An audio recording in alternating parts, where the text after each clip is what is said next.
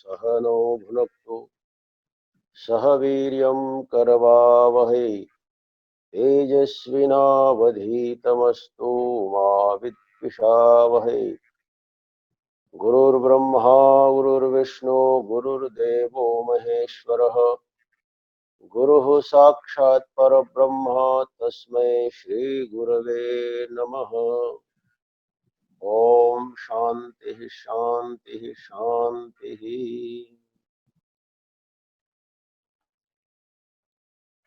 श्रीमद् भगवद गीता का 15वां अध्याय और 7वां श्लोक है। ममैवांशो जीवलोके जीवभूतः सनातनः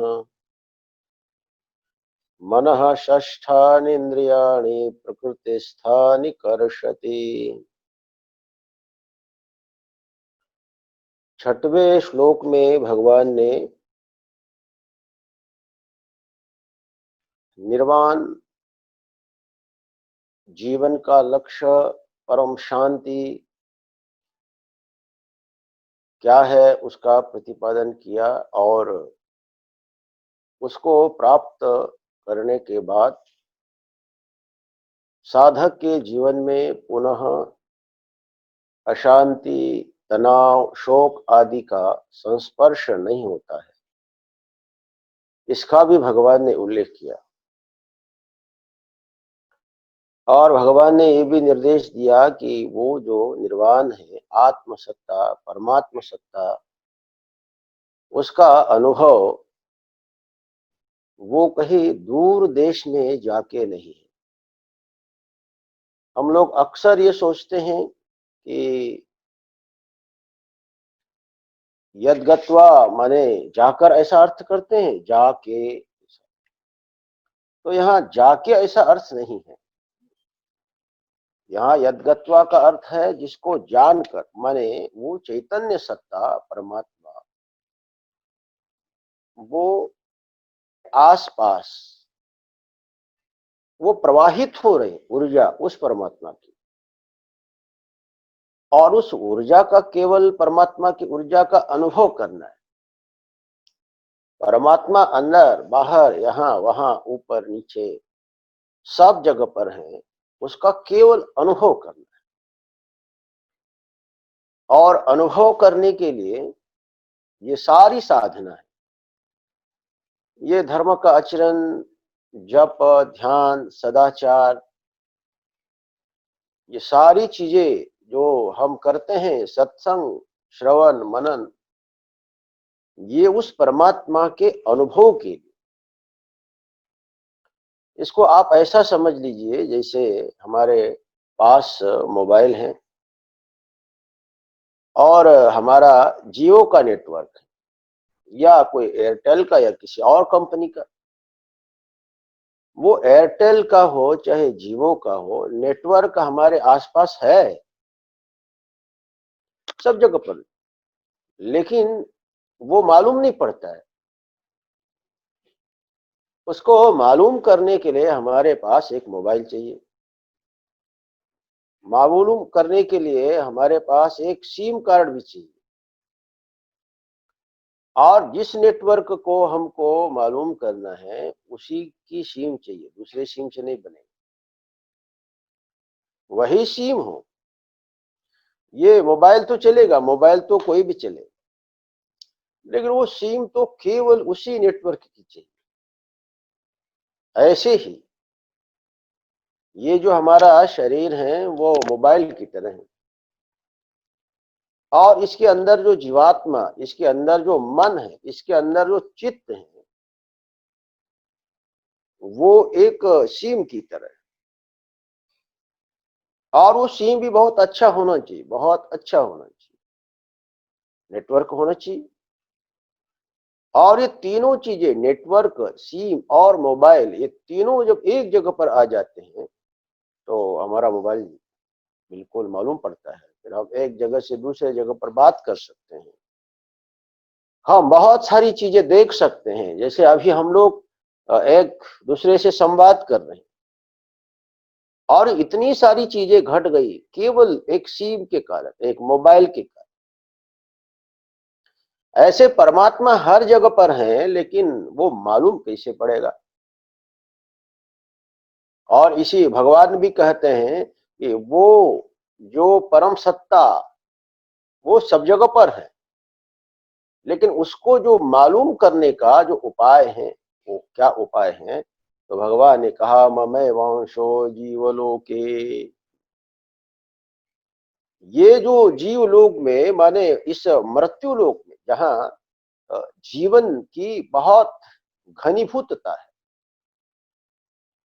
यहाँ बहुत जीवन गहरा है।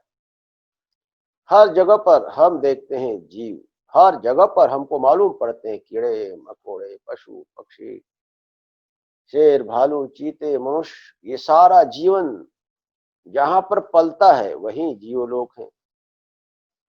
और भगवान ने कहा इस जीवलोक में जो जीव है वो ममय वांशो, ये मेरा अंश है। और ये मेरा अंश जो जीव है, वो मेरा अंश होता हुआ भी वो मेरे को जानने में समर्थ नहीं है। और एक बार यह जीव मेरे को जान लेता है तो उसके बाद फिर वो मद्रूप हो जाता है। भगवान कहना क्या चाह रहे हैं? यहाँ भगवान ने ममय वांशो बोल के एक बहुत गहरी बात बोली।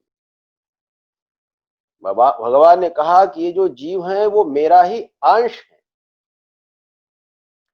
और जब वो मेरा ही अंश होगा तो वो मेरे जैसा होगा कि किसी दूसरे के जैसा होगा।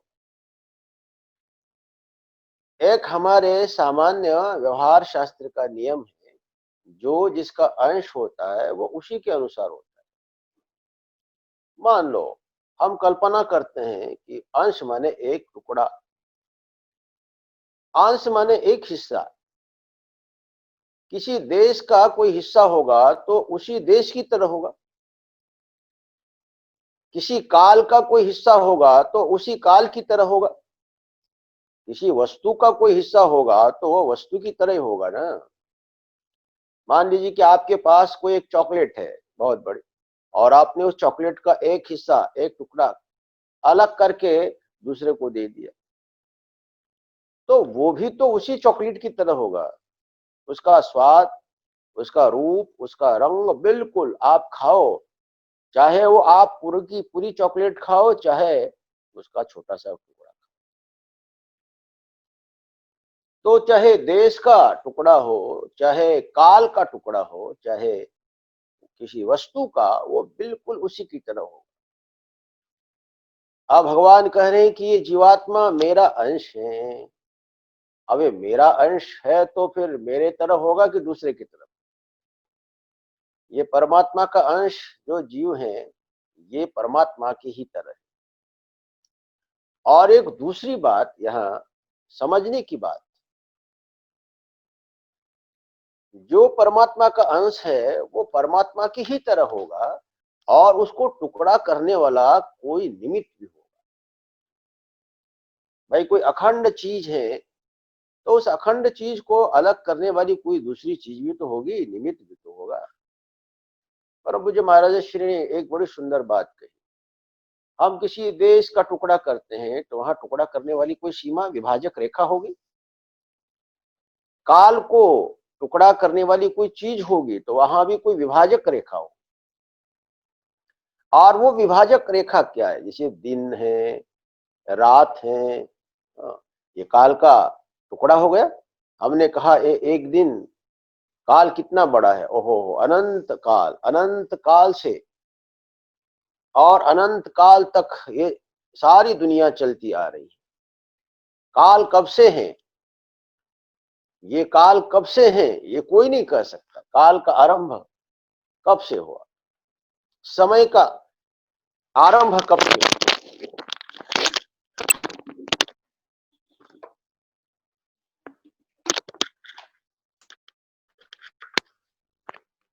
ये समय का आरंभ कब से हुआ,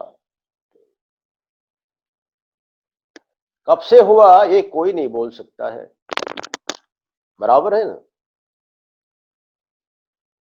इस समय का आरंभ कब से हुआ इसको कोई नहीं बोल सकता, लेकिन इस समय का टुकड़ा करने के लिए है ना, इस समय का टुकड़ा करने के लिए दिन है, इस समय का टुकड़ा करने के लिए रात है। और इसी को वेदांत शास्त्र में कहा है उपाधि। ये दिन और रात की उपाधि के कारण ये मालूम पड़ता है समय ये दिन है, अनंत समय रात की उपाधि के कारण मालूम पड़ता है ये रात है, महीना भी मालूम पड़ता है, वैसे ही वर्ष भी मालूम पड़ता है। इतना बड़ा जो समय है वो वर्ष की उपाधि से वर्ष मालूम पड़ता है। ऐसा ही भगवान कहते हैं कि ये जो जीव है ममय वांशो, ये मेरा अंश है। आप ये है भगवान का अंश, ये है भगवान का टुकड़ा, लेकिन ये मालूम पड़ रहा है भगवान का अंश। ये जीव है तो वो बिल्कुल परमात्मा का ही अंश है, लेकिन मालूम पड़ रहा है ये अंश है, ये टुकड़ा है। लेकिन ये मालूम क्यों पड़ रहा है? ये मालूम इसलिए पड़ रहा है, इसमें भी एक उपाधि जुड़ी हुई है, उपाधि के कारण मालूम पड़ रहा है। ये उपाधि के कारण छोटा मालूम पड़ रहा है, और इसकी उपाधि है वासना, इसकी उपाधियां हैं ये इंद्रियां, और इसी उपाधि के कारण ये मालूम पड़ता है छोटा लेकिन है बड़ा। हमें मालूम पड़ता है, हमारे पास मालूम होने के लिए 5 ज्ञानेंद्रियां हैं, 5 कर्मेंद्रियां हैं, और इनसे ये शरीर मालूम पड़ता है। इस शरीर के अंदर जो जीवात्मा है वो मालूम नहीं पड़ती। जो लोग शास्त्र को नहीं पढ़ते हैं, जिसकी बुद्धि धर्म के संस्कार से संस्कृत नहीं है, उसकी बुद्धि केवल इस शरीर तक सीमित रहती है। बस ये शरीर मालूम पड़ता है। बहुत सारे लोगों को शरीर मालूम पड़ता है। जब हम लोग बच्चे थे तो ये जो भूख थी ना, ये पेट को लग जाती थी, भीख भूख पेट को लगती। वस्तुतः ये जो भूख है ना, ये भूख पेट को नहीं लगती है। ये भूख की जो संवेदना है वो सिर में लगती है। जो संवेदना का जो केंद्र है वो हमारा दिमाग है। ये भूख संवेदना दिमाग को है तो परमात्मा का अंश, लेकिन परमात्मा मालूम क्यों नहीं पड़ता है? उसका कारण है हमारे पास 5 ज्ञानेंद्रियां हैं, 5 कर्मेंद्रियां हैं, और ये 5 कर्मेंद्रियां, 5 ज्ञानेंद्रियां, मन बुद्धि चित्त अहंकार, ये सब कुछ हमारे शरीर को ग्रहण करता है। मैं कह रहा था बहुत सारे लोगों को यही नहीं मालूम पड़ता है कि हम जीवात्मा है। सबको यही मालूम पड़ता है कि हम ये शरीर हैं, हम हाथ है, हम पैर हैं, हम सिर हैं, ये जितने भी शरीर के अंग उपांग हैं, मालूम पड़ता है कि यही सब कुछ हम। लेकिन धीरे धीरे धीरे जब अंतःकरण शुद्ध होने लगता है, सत्संग करते हैं, भगवान का भजन करते हैं, तो फिर मालूम होने लगता है कि इससे भी परे कोई चीज है, इस शरीर से भी परे कोई चीज है, और इस शरीर से परे जो चीज है वो है जीवात्मा। ये जीवात्मा को भी जाने ना तो भी बहुत बड़ी बात है। हम शरीर में ही केवल रहते हैं तो हम एक चार्वाक की तरह होते हैं। नास्तिक जो चार्वाक है वो शरीर से परे नहीं जा पाते, वो पूर्व जन्म पुनर्जन्म को नहीं मानता है। एक चार्वाक सोचता है कि ये शरीर ही सब कुछ है, और मरने के बाद यहाँ कुछ बचता नहीं है, ये शरीर यहाँ जल गया, अब यहीं पर सब कुछ समाप्त हो गया, कुछ शेष नहीं रहता। लेकिन जो लोग धार्मिक प्रवृत्ति के हैं, जिन्होंने वेदांत शास्त्र का अध्ययन नहीं भी किया है, जिन्होंने वेदांत का अध्ययन भी नहीं किया हो, केवल धर्म को मानते हो, वो लोग मानते हैं पूर्व जन्म है। वो लोग मानते हैं जब हम अच्छा कर्म करते हैं तो ये जो जीवात्मा है इस शरीर को छोड़कर वो दूसरे शरीर को ग्रहण करते हैं। और ये बात सत्य है, हम जो भी कुछ करते हैं वो कभी खत्म नहीं होता है, वो अंश रूप में हमारे पास वो एकत्रित रहता है, वो संकलित रहता है। हमारे एक व्यवहार का एक बड़ा गहरा सूत्र है, और वो सूत्र है पहले अनुभव, और उसके बाद फिर संस्कार, संस्कारों के द्वारा स्मृतियां, और स्मृतियों के द्वारा व्यवहार। हम जो भी कुछ करते हैं वो व्यर्थ नहीं जाता है, वो संस्कार बन जाते हैं। जैसे हमने किसी व्यक्ति को देखा, अनुभव हुआ, तो वो अनुभव समाप्त नहीं होता है, वो अनुभव संस्कारों को पैदा कर देता है, और वो संस्कार हमारे मन में, हमारे चित्त में, हमारे माइंड में वैसे के वैसे बने रहते हैं। और उसके बाद फिर महीनों, वर्षों बाद भी उन संस्कारों को कोई जागृत कर दे तो याद आ जाती हो, हाँ, हमने ऐसा अनुभव किया है, पहले हमने इसको देखा। वो अनुभव हमारा 10 साल का भी हो सकता है, 20 साल का भी हो सकता है, 50 साल का भी हो सकता है। आदमी को मालूम पड़ता है कि मैं वही हूं, मैं वही अपने पिता के गोद में बैठकर मैं अन्न प्राशन करता था, उनका प्यार मैं पाता था। वही मैं अभी वृद्ध अवस्था को भले ही प्राप्त हो गया हूं, लेकिन मैं अपने नाती पोतों को वही अनुभव दे रहा हूं। कहा? अपने बचपन का अनुभव। और वो स्मृति वृद्धावस्था में भी खत्म नहीं होती है, एक अविरल वो संस्कारों की धारा हमारे जीवन में प्रवाहित होती रहती। और ये शरीर तो बदलता रहता है, शरीर तो बदलता रहता है, लेकिन शरीर के बदलने से भी एक ऐसी कोई चीज हमारे अंदर रह जाती है जो कभी बदलती नहीं है। सारी धाराएं इस शरीर की बदलने के बाद भी एक चीज ऐसी रह जाती है जो बदलती नहीं है, और उस समय आदमी बोलता है मैं वही हूं। आदमी 100 साल की उम्र में भी मर रहा हो, और उस समय उसको आप पूछे तो वही बोलेगा मैं वही हूं, जो वही 100 साल पहले का जो था मैं वही। तो ऐसी कौन सी चीज है कि जो सब कुछ मरने के बाद भी जो मरती नहीं है? जो एक चीज है जो रह जाती है, और वो है, भगवान ने कहा ममैव वांशो, वो मेरा अंश। उसको आप जीवात्मा बोलिए, उसको आप आत्मा बोलिए, वो मेरा अंश है जो अविरल, जैसे एक जीवन में भी अविरल वृद्धावस्थाओं को प्राप्त करते हुए एक अविरल धारा अस्तित्व की बनी रहती।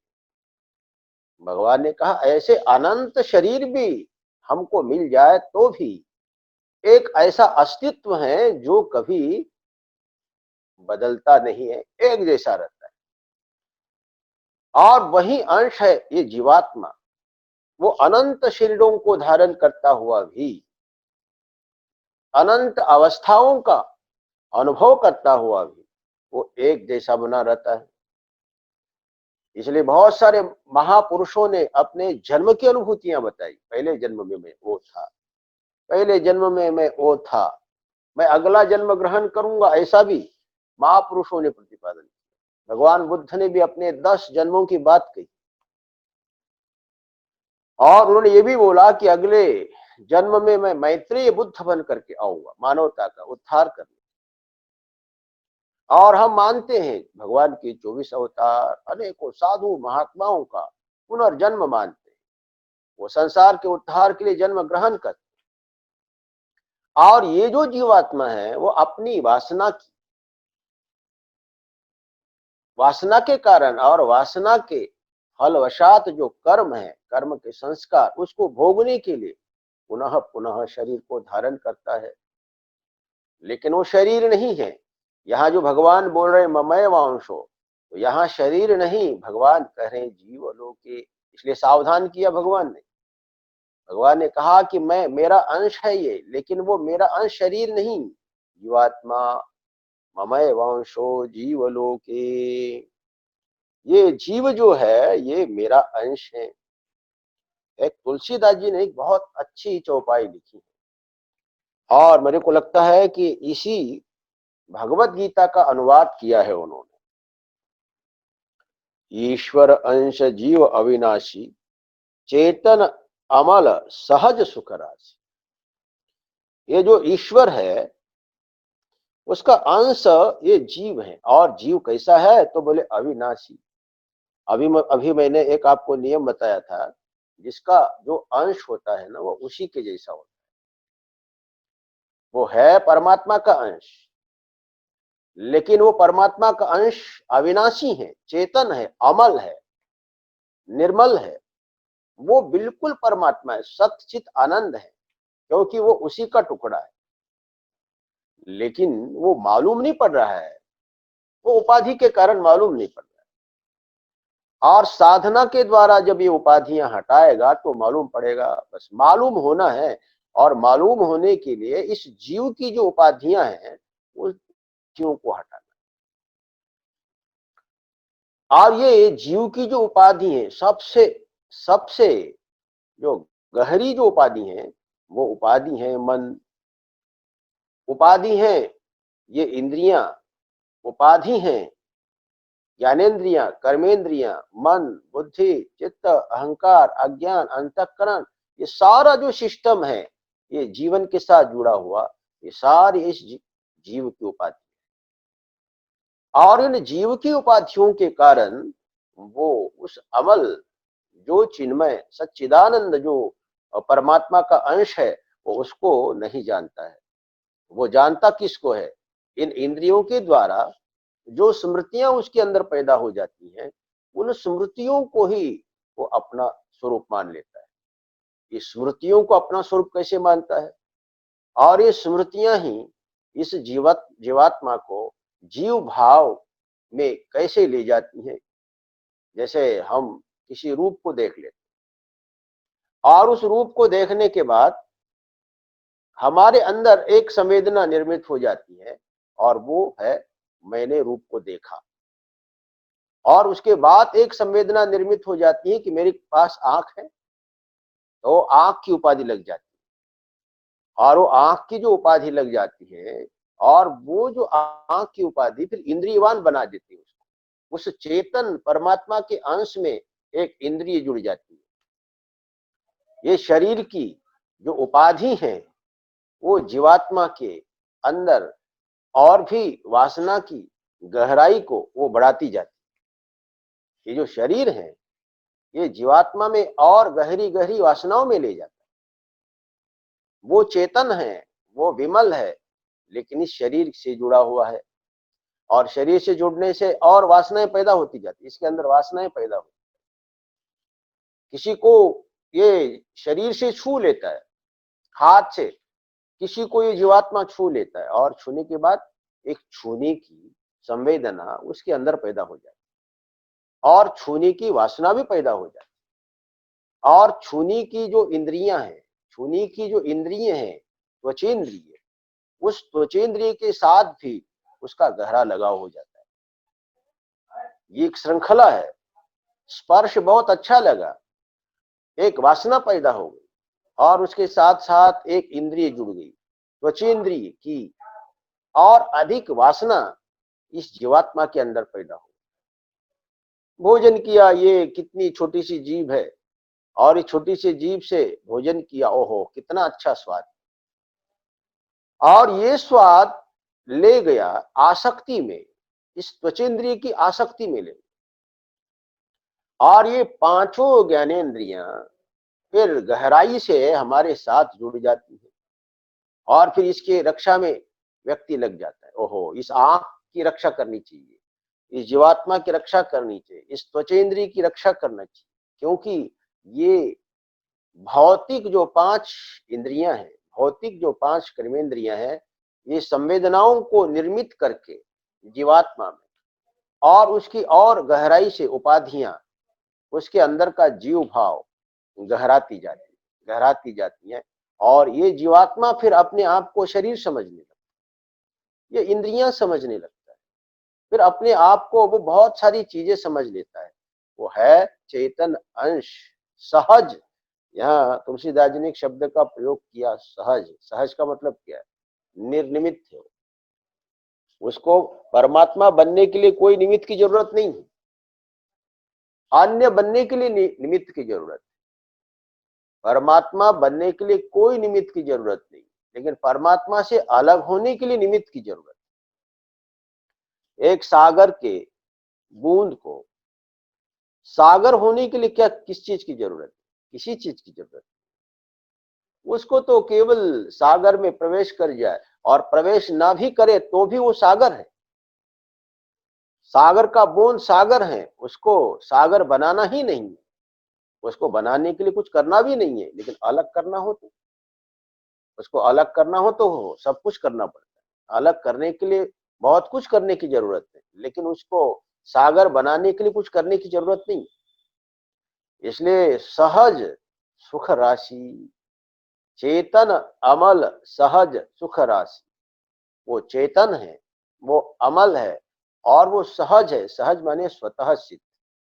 और हमारे जीवन में जो शांति है, वो शांति सहज है। हम अपने से बहुत खुश हैं, हम दूसरे से बहुत दुखी हैं। ये हमारे जीवन का सच्चा अनुभव है। हम अपने आप में हैं तो हम बहुत खुश हैं, बहुत खुश हैं, लेकिन कोई दूसरा जुड़ जाए ना तो हम दुखी होना शुरू हो जाए। कोई दूसरा जुड़ गया, पत्नी जुड़ गई, बेटे जुड़ गए, व्यापार जुड़ गया, व्यापारी जुड़ गए, और जैसे जैसे जुड़ते जाते हैं और वैसे वैसे हमारा दुख बढ़ता जाता है। भागवत के 11वें स्कंद में एक बड़ा सुंदर उदाहरण है। एक पक्षी है और वो पक्षी आकाश में विचरण कर रहा है, बड़ा आनंद से है, बिल्कुल आनंद से। एक छोटा सा टुकड़ा उसके मुख में है मांस का, वो खा भी रहा है, पैरों में है, खा भी रहा है, विचरण कर। लेकिन उसी समय अचानक एक कोई दूसरा पक्षी वहां पहुंच जाता है और उस टुकड़े को ग्रहण करने के लिए उस पक्षी के ऊपर आक्रमण कर लेता है, और वो पक्षी उसको बचाने की कोशिश कर रहा है। दोनों में बहुत संघर्ष हो रहा है। ऊपरी आकाश में एक दूसरे को मार रहा है, पीट रहा है, लहलहान हो रहे थे दोनों। नीचे एक साधु बैठ करके देख रहा था। साधु समझ गया इस संघर्ष का मूल क्या है। साधु ने आवाज लगा दी। वो जो पक्षी था पहला, जिसके पैरों में वो मांस का टुकड़ा था, वो वही का पक्षी था, उनके आश्रम के पास रहता था, थोड़ा परिचय भी था। और महात्मा ने आवाज लगा दी। दृष्टांत बड़ा मजेदार है, ये ऐतिहासिक घटना हो कि ना हो, लेकिन एक उदाहरण बहुत सुंदर अवधूत दत्तात्रेय ने दिया और उन्होंने इससे रहस्य सीखा है, जीवन जीने का तरीका उन्होंने जाना।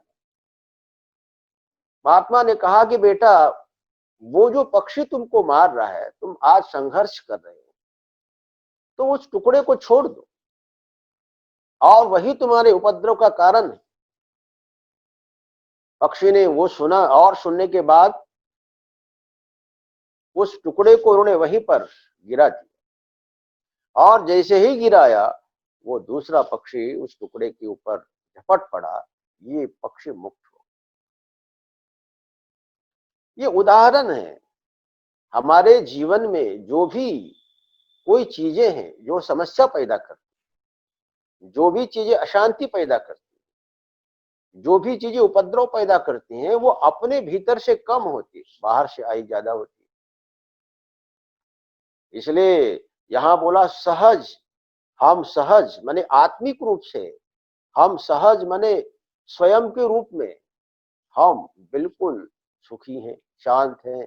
लेकिन बाहर का कोई उपद्रव आ गया, किसी के बारे में हम सोचते हैं, हम किसी घटना के बारे में सोचते हैं और उस समय हम बहुत परेशान हो जाते हैं। इसलिए भगवान ने कहा कि नहीं, आपको ये सारी जो चेतना है उसको शुद्ध करने की जरूरत है, और इस चेतना को, इस जीवत्व को शुद्ध करने के सारे अनेक उपाय हैं। ये बात हमेशा याद रखना चाहिए कि भगवान ने कहा कि ये चेतन अंश, ये जीव मेरा अंश है। अब ये मेरा अंश है, आपने जान लिया।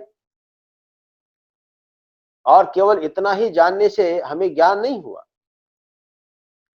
केवल इतना सुनने से ज्ञान नहीं हुआ। अब यहाँ पर हमें थोड़ा करना पड़ेगा, कुछ उपाय करना पड़ेगा, कुछ साधना करना पड़ेगा। जैसे हमारा कोई कपड़ा गंदा हो जाता है, तो गंदा हो जाता है तो क्या करते हैं, हम उसको साफ करते हैं, हम उसको थोड़ा पाउडर में डाल देते हैं, थोड़ा ज्यादा ही गंदा हो तो गर्म पानी में डाल देते हैं, ज्यादा ही गंदा कपड़ा हो तो उसको थोड़ा सा और ज्यादा पाउडर डाल देते हैं और उसको धोते हैं, और उसको धो धो करके उसका मैल छुड़ा देते हैं। और जब वो मैल छूट जाता है तो वही कपड़ा, ओहो कितना चमकता है, ओहो कितना साफ दिखता है। ऐसे ही ये जो जीवात्मा है, ये अनेक वासनाओं से, अनेक प्रकार के कर्म करते करते करते करते ये जीव हो गया, जीव भाव को प्राप्त हो गया, ये वासना वासित हो गया। और इस वासना को काटने के लिए ही हमारा शास्त्र विधान करता है, भगवान का नाम स्मरण, सत्संग, और हमारे जीवन में प्रयास पूर्वक हम अपने जीवन में नैतिकता लाए, ईमानदारी, दया, करुणा, जो भगवान ने 16वें अध्याय में दैवी संपदा का प्रतिपादन किया, अभयम सत्व संसिद्धिर ज्ञान योग व्यवस्थित ही। भगवान ने कहा कि भैया ये दैवी संपदा तुम अपने जीवन में अपना लो, और फिर साधना करते करते करते आपने सुना, ध्रुव जी ने केवल 6 महीने में भगवान को प्राप्त कर लिया। बहुत सारे लोग सोचते हैं कि हम तो 6 साल से कर रहे हैं, हम तो कितने लंबे वर्षों से साधना कर रहे हैं, लेकिन भगवान की अनुभूति नहीं हुई। और ध्रुव जी को तो केवल 6 महीने में भगवान की प्राप्ति। ऐसा क्यों हुआ? तो इसलिए नहीं हुआ कि केवल 6 महीने में ही उनको भगवान की प्राप्ति हो, पहले जन्म में उन्होंने बहुत साधना की, भगवान का बहुत भजन किया, साधना की, और बस अंतिम 6 महीने बाकी रह गए थे केवल। माने 6 महीने भगवान को पाने के लिए केवल 6 महीने की साधना ही शेष रह गई। और जैसे इस जीवन में उन्होंने 6 महीने भगवान की साधना की और उन्होंने परमात्मा को पा लिया, उन्होंने परमात्मा का अनुभव किया। इसलिए हमें निरंतर साधना करके उस चेतन अंश जो परमात्मा का है, वो सत्य है, वो चित है, वो आनंद है, और उस सच्चिदानंद घन चिन्मय अमल जो आत्म भाव है, जीव भाव है, इस जीव भाव को समझने के लिए हमें साधना करने की जरूरत है। और मैं रोज आपको कहता हूं, यदि परमात्मा को पाना है, परम शांति को जीवन में पाना है, तो एकमात्र उपाय है, और वो उपाय है भगवान का नाम स्मरण। हम भगवान का नाम स्मरण करें, ओम नमः शिवाय। हमें जो भी भगवान अच्छा लगे।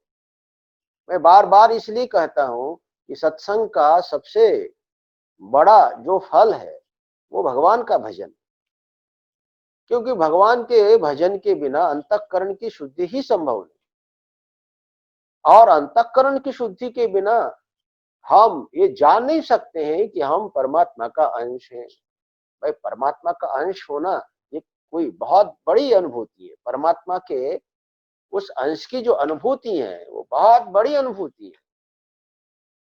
हम राजपुरुष हैं, हम राजपुत्र हैं, भूल गए और मालूम हो जाए कि मैं राजा का पुत्र हूं, ये तो बहुत गहरी अनुभूति है। और एक बार मालूम हो जाए कि हम भगवान के अंश हैं, वैसे ही हमारे जीवन का सारा दैन्य समाप्त हो जाता है। जैसे ही अनुभव होता है कि हम भगवान का चिन्मय अंश हैं, तो हमारे अंदर का सारा दैन्य समाप्त हो जाता है, सारी वासना समाप्त हो जाती है, सारे शोक मोह मिट जाते हैं। इसलिए साधना करना बहुत आवश्यक है।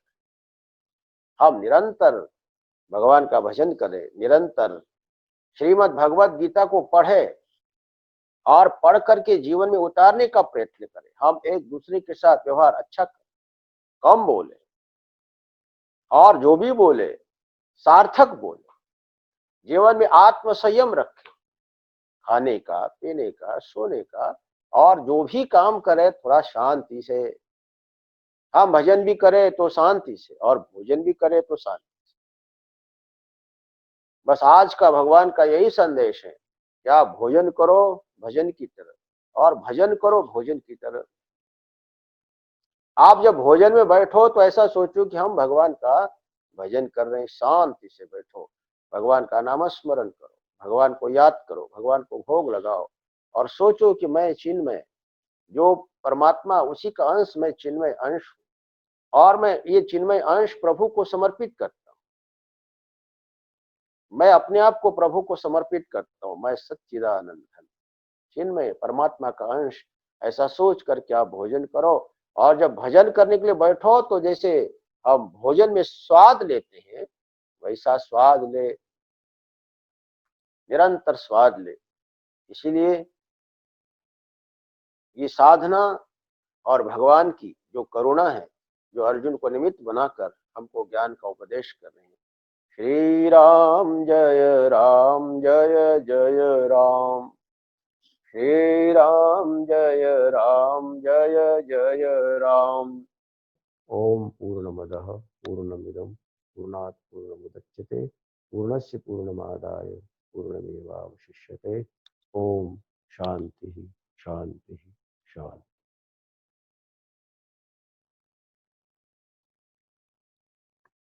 हरि ओम।